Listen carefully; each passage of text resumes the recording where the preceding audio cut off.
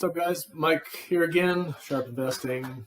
The disclaimer is don't do what I do. Don't listen to me. I'm just a guy. This is a YouTube channel. Don't invest on YouTube videos. Anyway, let's get on with it. This is about Manchester United, MANU, on the New York Stock Exchange. Now, most of you probably know who Manchester United is. They are one of the premier sports clubs in the world, always land in the top 10 list of most valuable franchises. And for anybody who's in the US, because I see that a high percentage of my viewers are in the US, if you don't know who Manchester United is, just think this is the New York Yankees of English Premier League football.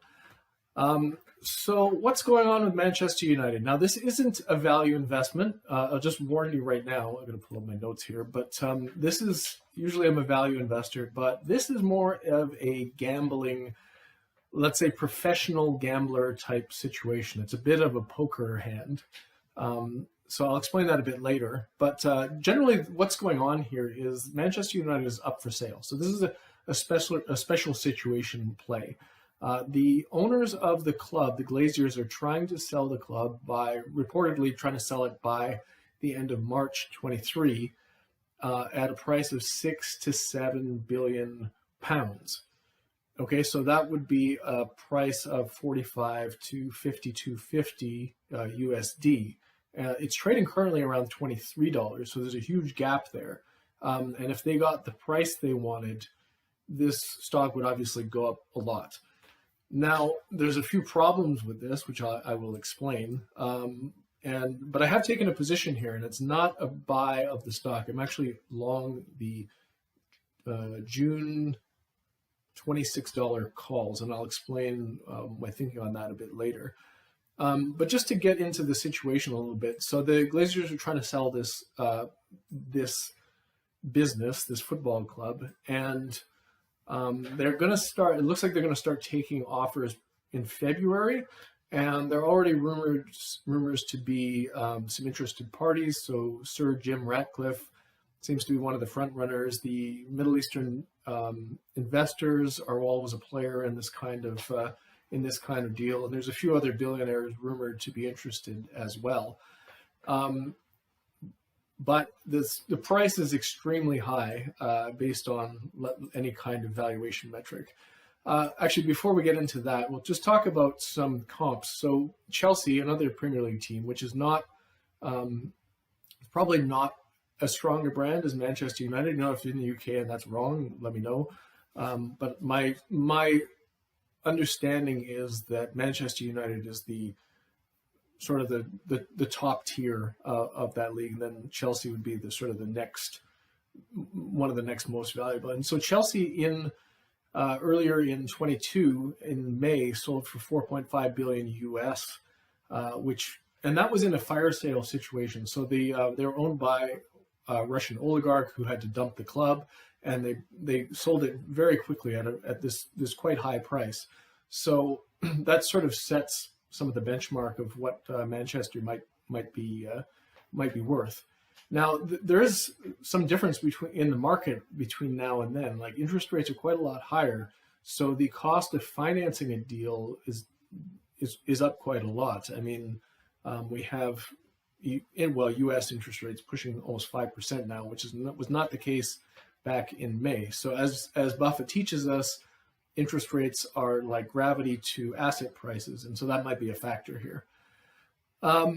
Now, just on Manchester United, I mean, I'm a sports guy. I love sports, and I do think some of these top tier brands in the world they're basically like lifetime brands and with a lifetime moat.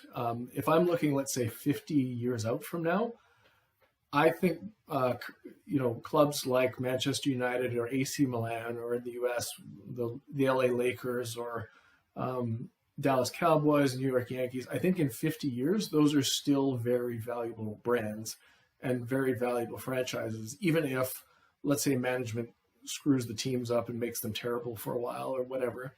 I think that those are one of the most impenetrable moats you can have. And if I'm looking 50 years out, I think that there's a higher chance for me that Manchester United is still worth a lot of money. And I can't say that about a brand like even like Apple or Google. I don't know what's going to happen in 50 years, but I'm pretty sure Manchester's going to be around. They've been around since the 1800s. Now let's get into the actual pricing of this deal. So last year, the club had 583 million in revenue.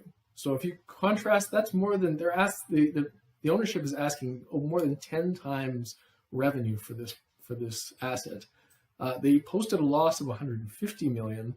So there's an infant price earnings multiple. If we look at adjusted EBITDA was 81 million. So the current price is at least 80 times adjusted EBITDA. And if you look back at one of their good years, where they're posting 180 million adjusted EBITDA, that's still 35 times, the price is still 35 times. So this is not a value investment.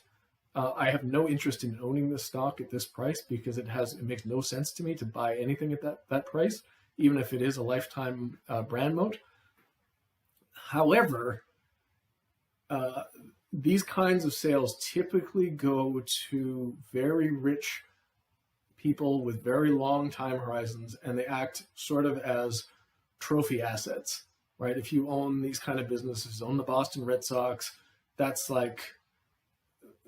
a major status symbol, right? And also if you're, let's say, Middle Eastern investors, you're just going to take this and put it away for 100 years. You're trying to find something to do with the money you've made in oil. Maybe this makes sense even from a long-term investor perspective. For me, it makes no sense. I'm kind of 3 to 5 year time horizons.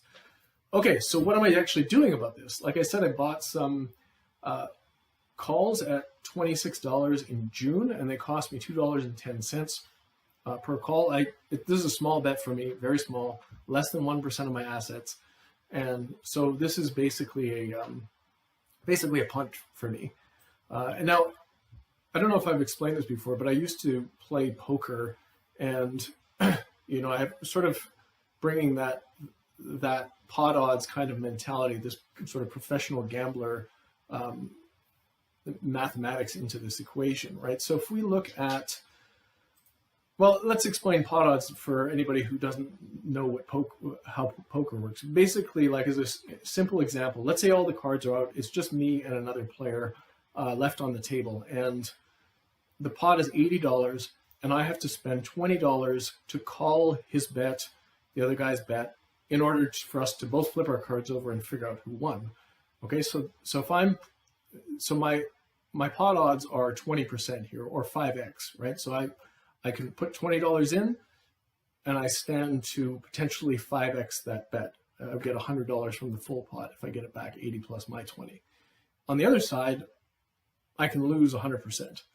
And then there's a small chance of like a chop pot or a tie, but let's ignore that for now for this simple example. So those are my pot odds. I can 5x my money or I get to zero.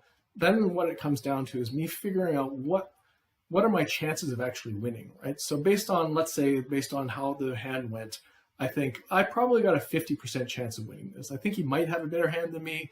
It doesn't seem like he has the best possible hand because of the way he was betting. So I think maybe I got a 50% chance of winning this. So what I do is I say, okay, I got a 50% chance of zero, 50% chance of a 5x. And then if you do the math, if you just add those up, basically the expectation on the call is that for every dollar I call, I would have an expectation of 250. Right. So the idea with poker is that if I play enough of those hands with those odds, I will end up over a long period of time. I may win or lose any individual hand. I don't know which ones I'm going to win or which ones I'm going to lose. But if I've calculated my chance of winning roughly, close to roughly, I think those are bets that I just keep making over and over again, and over time it makes sense. So that's essentially what I've done here with. Now I'm going to pull up my numbers here. So I've got 5 different scenarios here. So the one scenario is that, let's say there's no deal and that the Glazers pull their sale and the stock crashes back to $12, $13, kind of where it was before this announcement. Might even go lower at 10, right? So if it goes down there, I lose the whole 210 that I spent per call. The other thing that I might happen, I'm doing this based on, let's say, an outcome at the end of March, right? So at the end of March, let's say another possibility is negotiations are dragging out. We haven't heard anything, nothing's happened, right? So I'm also putting a 25% probability on that. And I say, well, if that's happening, the value of the call is getting eroded over time. Maybe I lose $1.30 and there's only 80 cents left on those calls. So I'm saying 25% chance of that, 25% of losing the whole thing. And then on the upside, I'm saying, okay, let's say there's a 15% chance that they actually come to a deal at $4 billion. In that scenario, I would make $1.90 per call. I don't know if that's a real possibility because I don't know if they'd sell it at that level. So maybe that's more, maybe I should move that over to the full loss category. But anyway, let's just keep going. So then I think, okay, maybe they'll make a deal at £5 billion. In that scenario, the outcome would be that my calls are worth $9.40, right? So 5 billion would be $37.50 per share. I think that's $37.50. Yes, $37.50 per share US if the sale happens at £5 billion. And that means that my calls would end up being worth $9.40. So in that scenario, I've over 4x'd my money. If the sale happens at $6 billion, let's say they get their wish and it's within the range, these calls would end up being worth $16.90, and that's about 8 times my initial bet.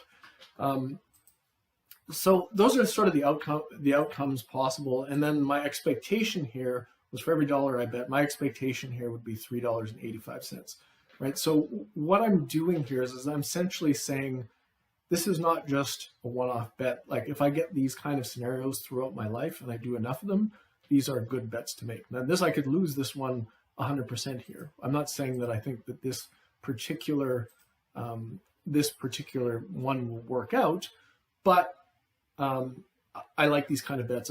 I was kind of like my Seritage bet. My bet with Seritage was that they were going to be able to sell enough properties to pay off Warren Buffett by July this year, and it looks like they're on pace to do that. So that was a bet. But if they didn't do that, there would be a big problem, and my investment would be worth substantially less. So yeah, I think that's basically it. I find this is a really interesting one to me. Like it's a pretty quick outcome.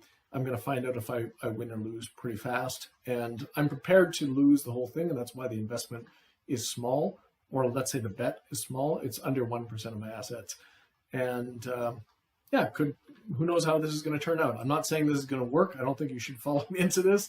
And the other thing is I guess the last thing I would say is that if you bought shares in this company and expecting sort of maybe the sale goes through, the problem is if it doesn't go through, the share price probably falls quite a bit, right? You're probably at $12, maybe you're at $10 per share, and you've lost over 50% or up to or over 50% with not a lot of chance to get that back because you're still paying way too much for the underlying asset. So that's why I'm avoiding actually buying the stock and looking at calls, because my downside is limited on this.